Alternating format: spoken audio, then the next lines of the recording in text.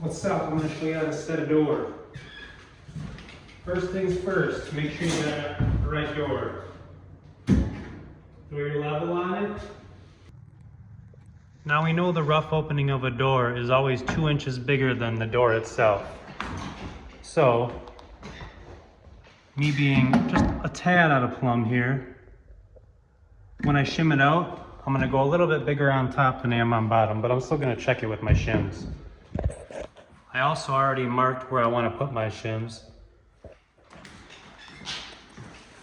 which is exactly where the hinges are.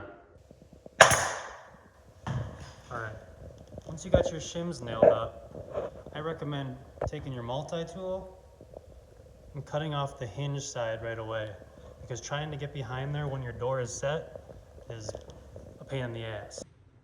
Alright, now that we know our door is going to be plumb once we set it in the hole, we can go ahead and get started. Make sure you take off the screws that are usually stapled onto the side of the door like this. These are for the hinges. Okay guys, once we know it works in the hole, we're going to take our 15 gauge nailer, grab it like this, flush up the sides, pop one in there just to set it. Now we got a basis to go off. Just putting the one nail in there will allow me to set my reveal. You save the strike side for last, if that's not obvious, because you want to get this side nice and secure first off. So you can already see my top reveal is pretty much good. And that's because we leveled it, or plumbed it in with the shims beforehand.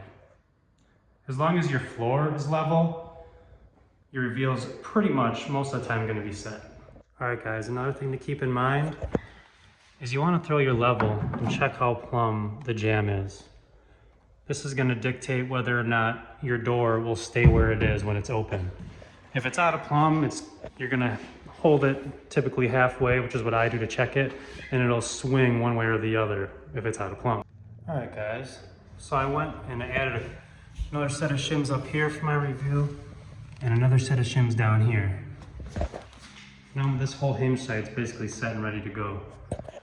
The next step is to put in my hinge screws that came on the side of the jamb. Take out these short ones in the middle, and the reason you want to go with the middle is because you're going to hit wood. If you go out here, you have a higher chance of hitting the drywall.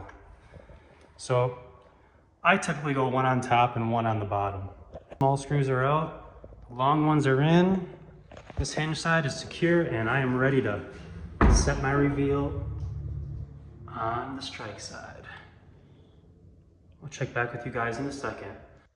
Alrighty, once you got your reveal all set, you're good to just cut off your shims with your multi-tool or your knife if you don't have one, and well, it's one door done. On to the next.